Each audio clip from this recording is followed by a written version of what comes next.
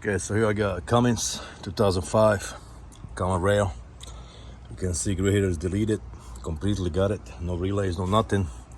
Only thing I had is the wires from the ECM. Okay, I had pending fault p0541 and p2607 here at hit a relay, you know. So what I did,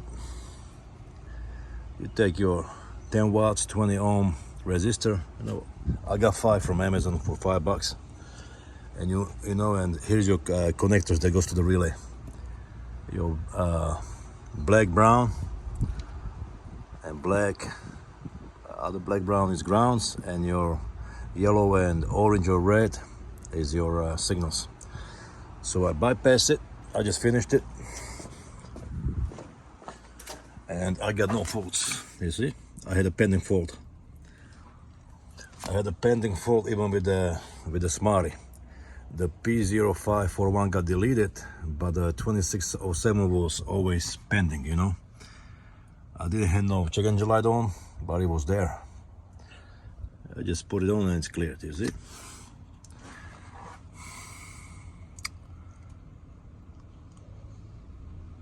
Let's see.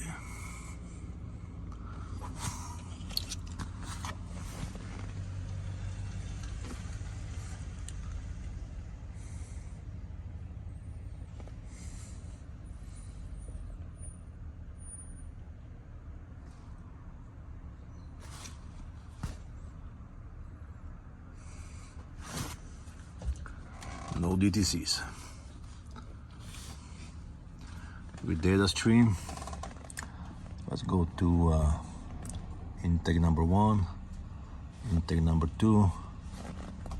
Okay, let's see what we got. I was getting commands for on and on, you know, non-stop.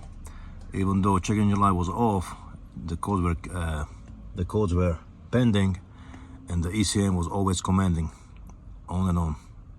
So it's finally off.